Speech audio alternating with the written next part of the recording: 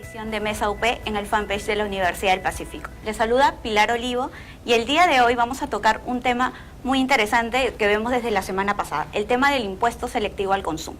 Para ello hemos invitado a 3 especialistas y también docentes de la Universidad del Pacífico.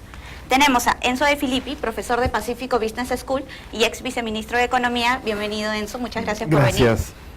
A Matilde Schwartz, que es directora de Centro de Liderazgo, Ética y Responsabilidad Social de la Universidad del Pacífico y también especialista en temas de defensa al consumidor. Matilde, bienvenida, muchas gracias. Y también a Francisco Pantigoso, profesor de la Facultad de Derecho de la Universidad del Pacífico y abogado tributarista. Bienvenido, Francisco. Muchas gracias. Bueno, respecto a este tema sobre el impuesto que se ha realizado desde la semana pasada, el Ministerio de Economía y Finanzas, en coordinación con el Ministerio de Salud y del Ambiente, modificaron las tasas de impuesto de los productos que afectan más la salud y el medio ambiente. ¿Qué es el principal concepto de este tema? A ver, tú lo has mencionado, se ha hablado de salud y medio ambiente. O sea, uno de los propósitos que tiene este impuesto es desalentar el consumo de productos que se sabe tienen algún impacto nocivo, no deseado, pero un impacto nocivo. Es algo así como, vamos a sincerar los precios, vamos a internalizar estos costos que no están siendo pagados por aquellos que consumen estos productos. Y eso es, y yo creo que esa es una medida que va acorde con los tiempos, ¿no? Sí, ¿y se ha adecuado en el contexto? Yo lo voy a analizar desde un punto de vista legal, ¿no? Yo parto de un tema de cómo nace la norma y acá hay que analizar, yo creo, el tema de la Constitución que está sobre todas las normas. Esto sale por decreto supremo. Si bien es cierto, el artículo 61 del impuesto selectivo al consumo permite modificar tasas, eso viola directamente el principio de legalidad que está en la Constitución. Ya en algún momento en nuestra historia hubieron acciones de amparo inclusive contra aumento de tasas a través de decreto supremo, que de todas maneras, si bien es cierto y consigo combatirle, que son normas beneficiosas, no es la forma. Yo creo que debemos regirnos en derecho, por cuanto tenemos que respetar principios que están en el artículo 74 de la Constitución, y eso los empresarios lo sienten y lo critican, y yo creo que tenemos que respetar un poco nuestro ordenamiento, ¿no? Más allá de que la norma sea buena o mala, hay formas, ¿no?, que hay que respetar, más allá del fondo. Primero hay que ver cómo nace esta norma.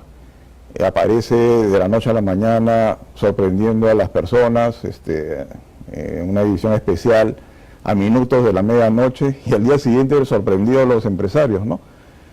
Repito, es un tema bastante controvertido porque obviamente el fondo es muy bueno, pero yo creo que las normas están para discutirse, para primero que el público, ¿no es cierto?, y el Estado se pongan de acuerdo, ¿no es cierto?, en la envergadura, los alcances, y no haya pues estas críticas que han salido propiciada justamente porque cómo nace la norma, ¿no?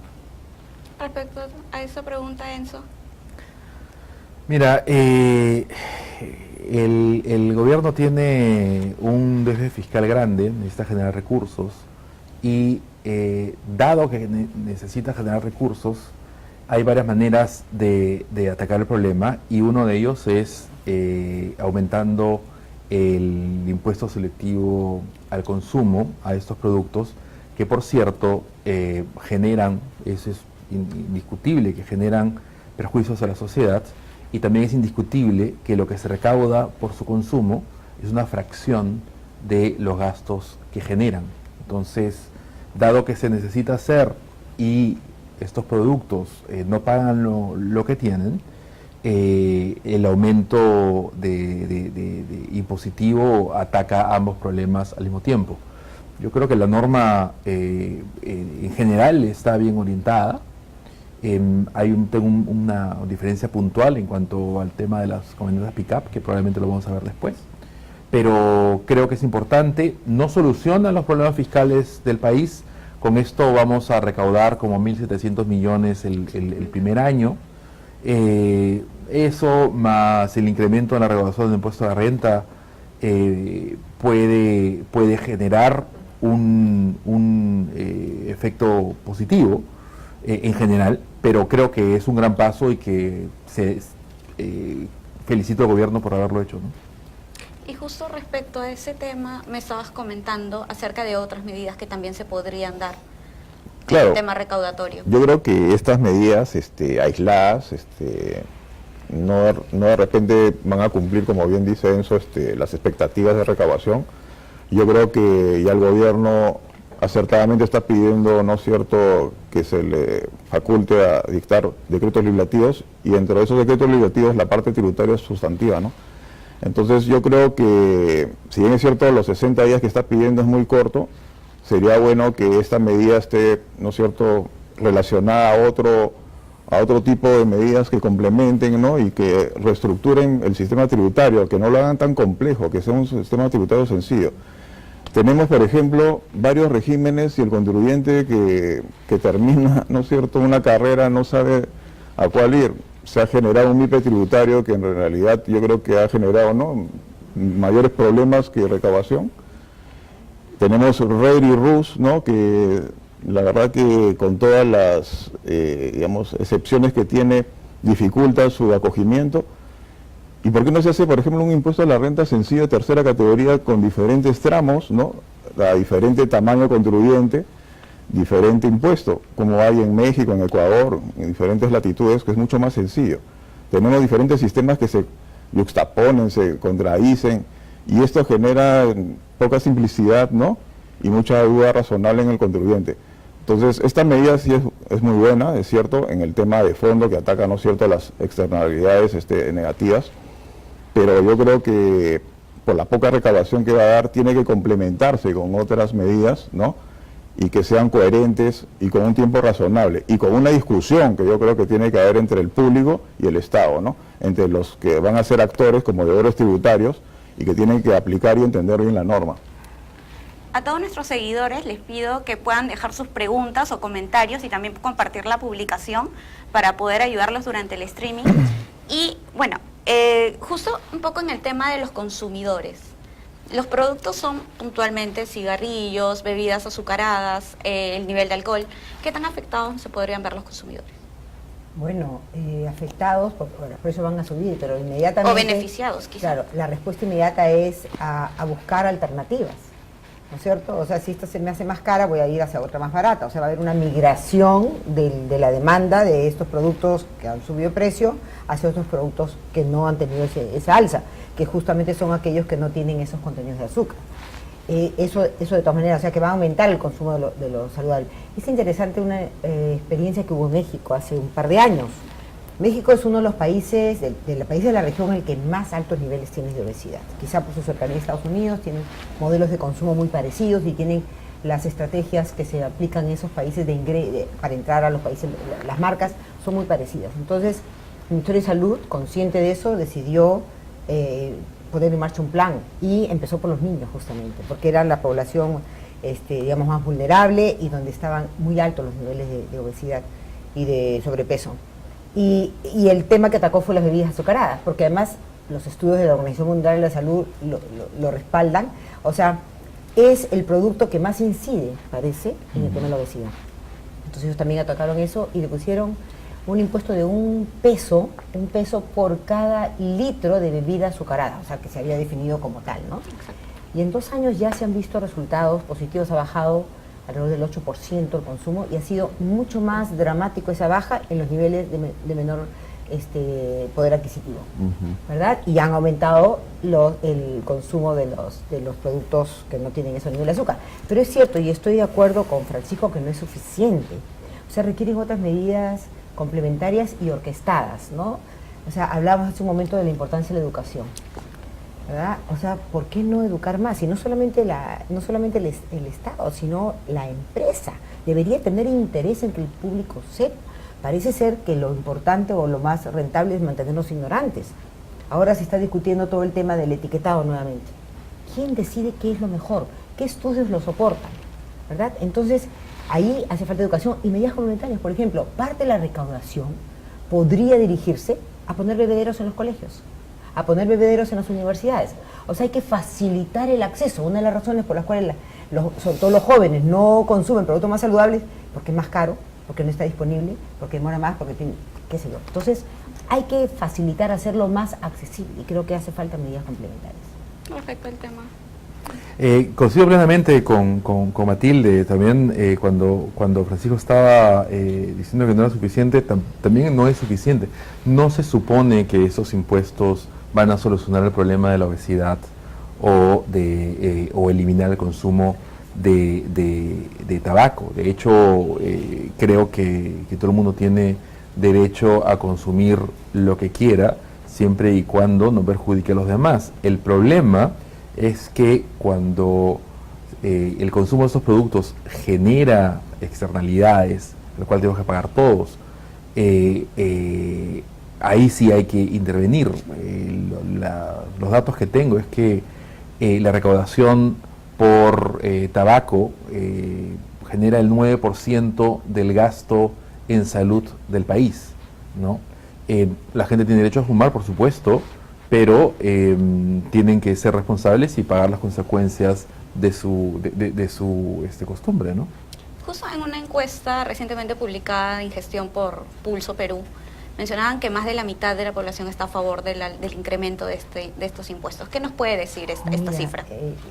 Justo el día lunes estuve en un programa que es La Voz del Consumidor y llaman las personas, ¿no? Entonces se hizo una pregunta, llamaban a hacer preguntas de diferente tipo vinculadas al tema, pero a todos se les hizo una pregunta que qué les parecía este incremento.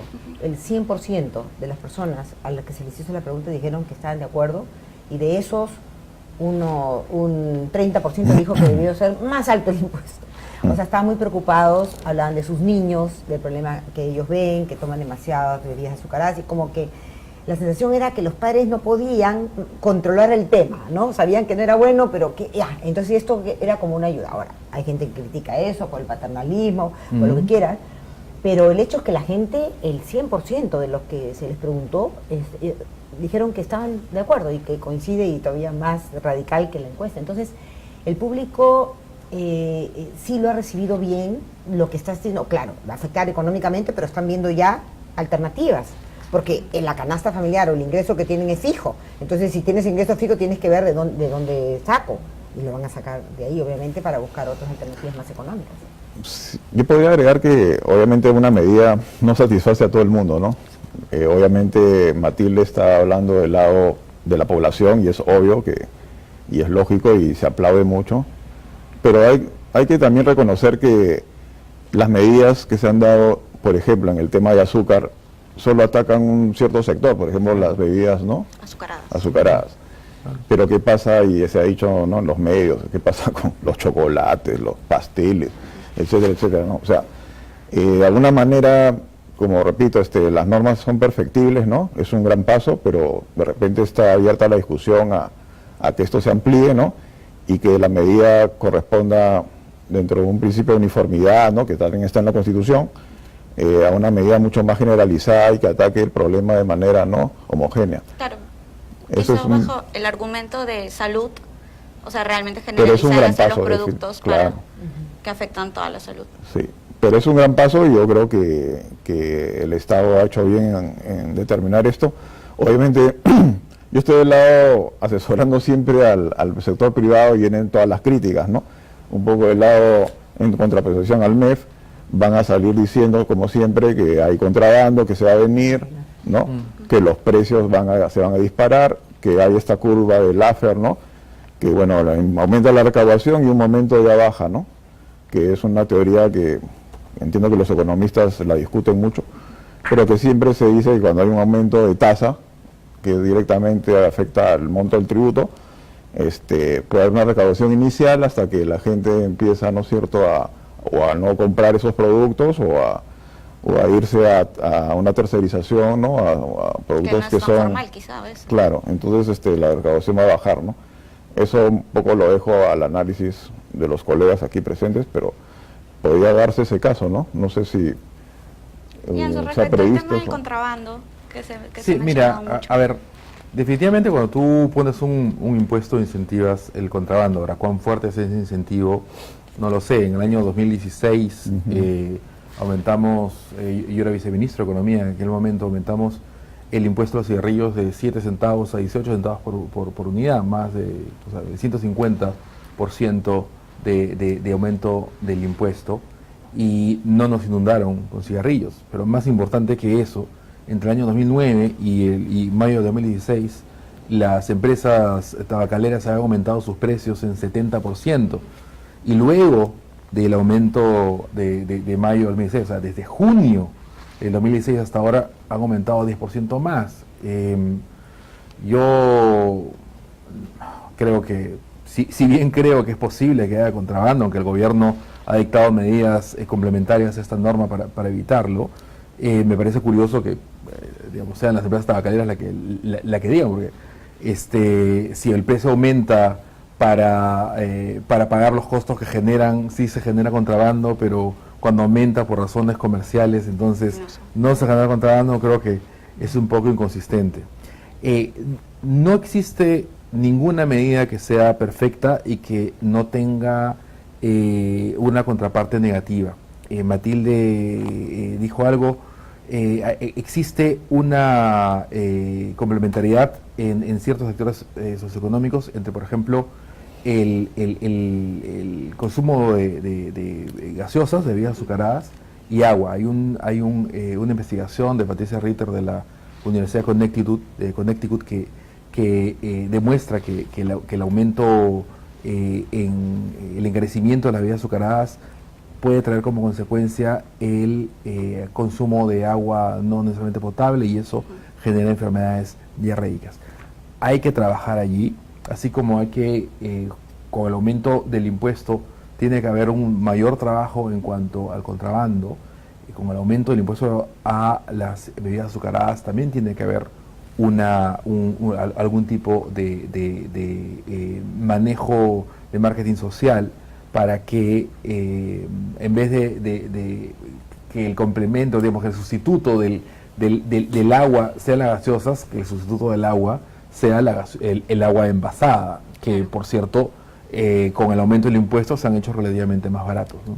Y justo también se tocaba ese tema del abaratamiento de productos que puede haber, de los derivados, de las gaseosas, quizá otro tipo de bebidas que no son agua, pero llegan a ser también bebidas azucaradas de un costo menor. Yo quería primero agregar algo a los dos comentarios que me parecían muy relevantes, porque ambos han mencionado que no es suficiente, que no es lo único, efectivamente las bebidas azucaradas no lo son, pero por algo comienzas. En primer lugar, ¿por qué las bebidas azucaradas? Porque son las que más inciden, aquí y en todas partes, y hay que empezar por algo.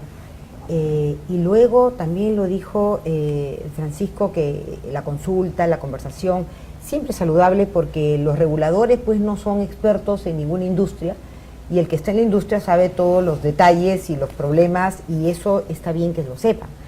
Pero de ahí a dejar el peso para que regulen o acepten una regulación, pues es prácticamente imposible que van a aceptar que le aumenten un impuesto.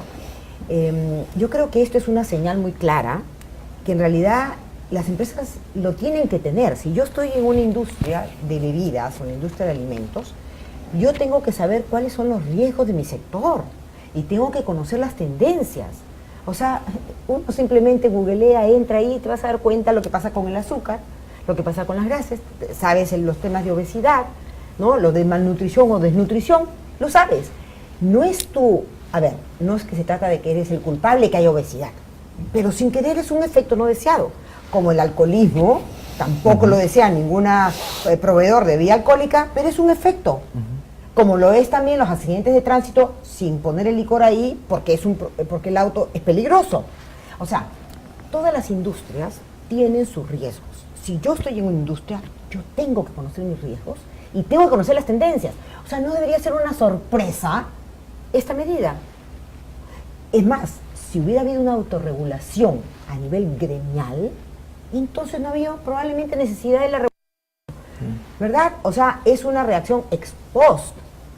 Entonces, la industria no solamente está para ganar dinero, ¿verdad? Supuestamente una empresa está para servir al público.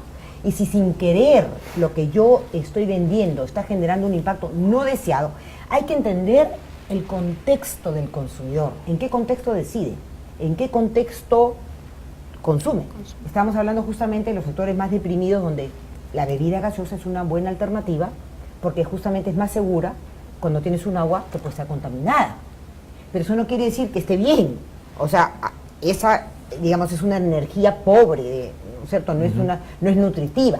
Entonces, obviamente que hay mucho trabajo que hacer a nivel de gobierno, o sea, el Estado tiene que intervenir.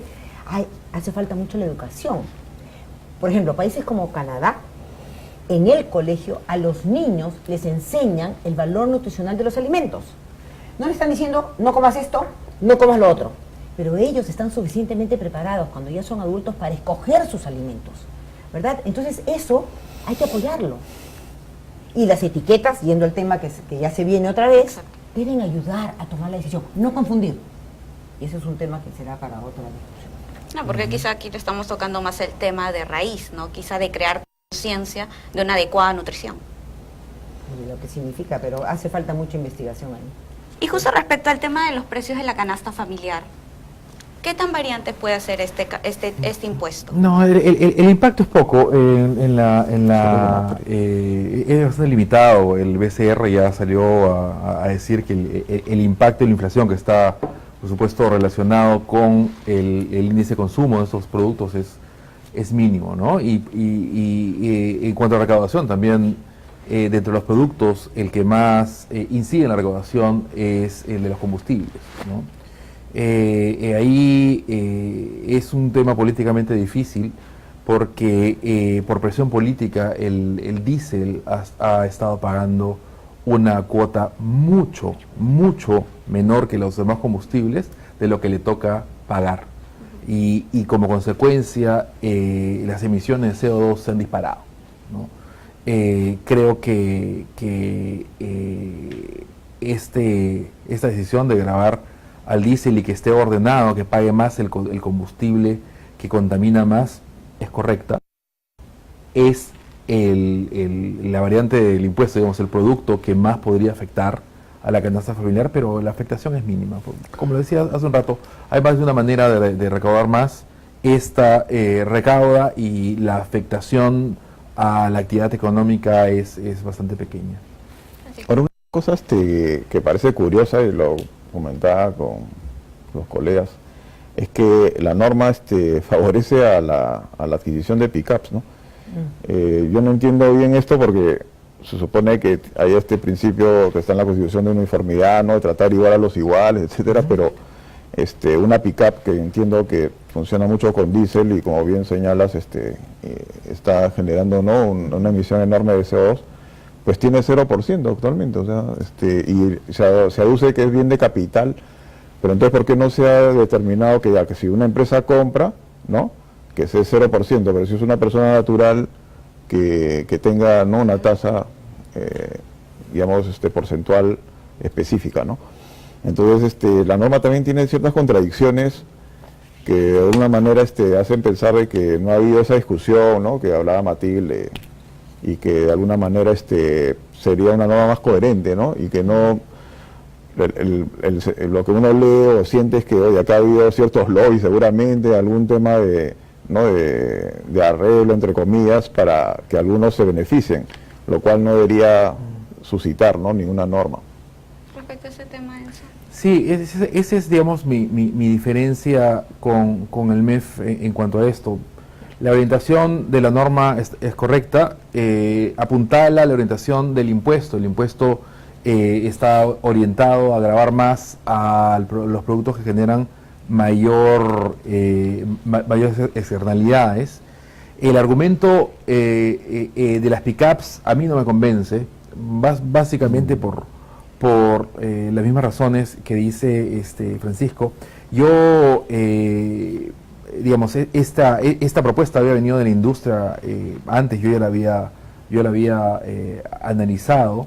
El tema de que es bien de capital se cae por el hecho que por cuestiones de costo de administración tributaria es muy difícil el disgregar aquí, o sea, que las empresas tengan el beneficio y que los particulares no. Pero en ese caso pues no lo das, y si desde el punto de vista del gobierno, lo que el gobierno quiere hacer es fomentar la inversión abaratando los bienes de capital, hay otras medidas que puede echar mano. El selectivo al consumo no es la herramienta para fomentar la inversión. es la herramienta para incorporar en los precios las externalidades que los productos causan. Un problema adicional, además de que esa parte va en contra de la orientación de la norma, es que genera una distorsión dentro del mercado de automóviles. Va a ser más barato comprar una pick-up, que es un sustituto perfecto de un sedán en muchos casos. La pick-up va a ser más barata artificialmente que un sedán que ahora paga un selectivo al consumo mayor. Solamente eso ya a mí me dice que no es una buena decisión. El hecho que pague menos contaminando más es la otra parte, ¿no? Bueno, vamos a recibir unas preguntas del Una público. cosita más Sí, claro que sí. quiero agregar sobre esto. O sea, estoy totalmente de acuerdo. Yo tampoco entiendo esa excepción. Y me parece, o sea, Que sí, eso es un realmente va incremento contra. un poco selectivo. Sí, pero además yo diría otra cosa. En general, estos impuestos, por ejemplo, a los autos. O sea, me parece absurdo que los que paguen más son los nuevos, si lo que se trata justamente es de castigar a los que contaminan. ¿Verdad? Entiendo que es un problema social más complicado. Exacto. Porque realmente, no solamente el diésel, sino los autos más antiguos, los que ya no hacen una combustión muy contaminante, que no están bien afinados, son realmente los más, los que más efectos dañinos están generando, y creo que eso requiere toda una revisión, no solamente de esta norma, como decía hace un momento Francisco, se requiere una revisión integral para ser coherente, ¿no? Además, una cosita, los vehículos ya pagan tributos, ¿ah? Uno paga impuesto al rodaje dentro de los combustibles, y uno paga en los primeros años el impuesto al patrimonio vehicular. Sí, pero eso no cubre, o sea, eso cubre una pequeñísima fracción del costo. El problema del transporte es un problema que hay que atacarlo integralmente, no por partes, ¿no? La industria de importación de automóviles argumenta que al ponerle un impuesto se va a retrasar la renovación del parque automotor. El problema del parque automotor, pregúntale a cualquier experto, no tiene que ver con el impuesto directo al consumo. O sea, el momento en que tú eliminas la chatarra, lo que vas a generar es justamente la demanda por nuevos vehículos sin importar el precio. Y eso, que es un problema mucho más complejo, no ha sido atacado. O sea, yo creo que como decían mis colegas, es un inicio, pero es solamente el inicio. Y lo más complicado es generar políticas públicas que logren reducir la obesidad, que reduzcan el consumo de tabaco y que reduzcan la contaminación. Eso es mucho más difícil que aumentar impuestos, pero eso es lo que se tiene que hacer. Y requiere un mayor nivel de estrategia, un mayor nivel de análisis. Eso es política pública. Exactamente. Bueno, invitamos a nuestros seguidores a seguir dejando sus preguntas y comentarios. Ricardo Ñofunay nos pregunta para el profesor Pantigoso, ¿el incremento del ISC lo considera técnica o populista esta medida del Ejecutivo? Bueno, cualquier incremento suena a una medida populista, en el sentido de que lo que se requiere es cubrir una baja recaudación. De alguna manera, como hemos dicho, esta medida es un primer paso, pero yo creo que es insuficiente si es que no hay una política coherente tributaria, ¿no? O sea, ahorita básicamente los objetivos son recaudación, definitivamente, y en segundo lugar combatir externalidades negativas, pero esto forma parte de un inicio de una real reforma tributaria. Muchas veces se ha hablado de reformas tributarias, pero simplemente son parches a normas o situaciones simplemente demagógicas muchas veces del Estado de turno, ¿no?, que no han llegado a tener éxito, ¿no? Hugo Flores nos pregunta, ¿es verdad que estos impuestos pueden generar consumo de productos de contrabando o bambas? Creo que ya hemos tocado este tema, pero nuestros seguidores están preguntando. Sí, a ver, al momento que aumentas impuestos, generas un incentivo. Ahora, si ese incentivo es grande o no, eso depende del nivel del impuesto y la porosidad de tus fronteras, ¿no? A priori es difícil decirlo. Como decía hace un rato, en mayo de 2016 se aumentó el selectivo al consumo a los cigarrillos y no vimos una inundación de productos de contrabando. Que hay, pero yo no he visto que haya aumentado como se algunos predecían, ¿no? Bueno, seguimos con Richard Eduardo, nos pregunta si el impuesto selectivo afecta los productos que contaminan y ocasionan daños a la salud, ¿por qué no se debería desgravar a los productos que cuidan la salud como el agua purificada? Bueno, creo que la respuesta justo está en lo que comentamos, o sea, hay que ver el problema integral. Obviamente la regulación es eso, regulas, o sea, aquí hace falta subir, aquí hace falta bajar, quiero que esto no lo consuman, ¿no es cierto? Pero así de sencillo no es el tema. Pero básicamente, si no desgravas es porque el Perú tiene un nivel de recaudación demasiado bajo como para darse el lujo de desgravar inclusive aquello que es necesario. De hecho, están desgravados muchos productos del IGB y eso es un forado grande, pero no tiene ningún sentido grabar con IGB las verduras o los libros, ¿no? Exacto. Entonces, digamos, el Perú desgrava lo que puede. Y si bien podríamos discutir sobre el efecto de ponerle algo más o menos a ciertos productos, la respuesta en general es que por problemas de recaudación, el Perú no puede introducir más forados en ella, ¿no? Hay otras medidas complementarias, ¿verdad? Que la gente realmente lo pida, que sepa, que sea consciente, hay que educarla y facilitar el acceso. Eso es mucho más importante que el impuesto. Eso es inmediato, o sea, tú lo tienes disponible y ya está, pero no te vas a ir muy lejos para conseguir un agua. Entonces, son esas medidas pequeñitas que en inglés le llaman el empujoncito, o sea, poner las cosas de tal manera que facilites, y eso se puede hacer. Y también generar ese interés de la población, ¿no? Si tanto ese por el mismo tema de salud, el mismo tema de medio ambiente, que es algo que Lima enfrenta mucho, que quizá también es algo que nosotros como ciudadanos, crear esa conciencia en en algunas ciudades, en China, donde hay ciudades que están muy contaminadas, han limitado el uso de automóviles de una manera que a nosotros no se nos ocurre, o sea, el comprar la patente, o sea, el derecho a circular es bastante más caro que un automóvil. O sea, un automóvil en China te puede costar $14,000, $15,000, la patente te puede costar $20,000. ¿Ya? En Singapur también hay medidas. Claro, para que tú puedas implementar esa política tienes que tener sistemas de transporte público que funcionen, ¿no? No son medidas a nuestro alcance. Quizás algo como en Chile podría ser razonable. En Chile tú puedes tener el auto, pero si no pagas la patente, que digamos, no hay cuota, no hay límite cuántas patentes, pero tienes que pagarlo, no puedes circular. Quizás eso sea una medida más razonable que seguir aumentando el selectivo de consumo, ¿no? Inclusive en Colombia, ¿no? El pico y placa que existe, ¿no? El pico y placa tiene el problema que incentiva que mucha gente compre más de un auto. Tienen dos carros, ¿no? Por supuesto, en los 70s que había eso, ¿no? En mi casa tengo 2 autos y te aseguro que no vamos a dejar de usarlos. Uno tendría un día, otro, ¿no?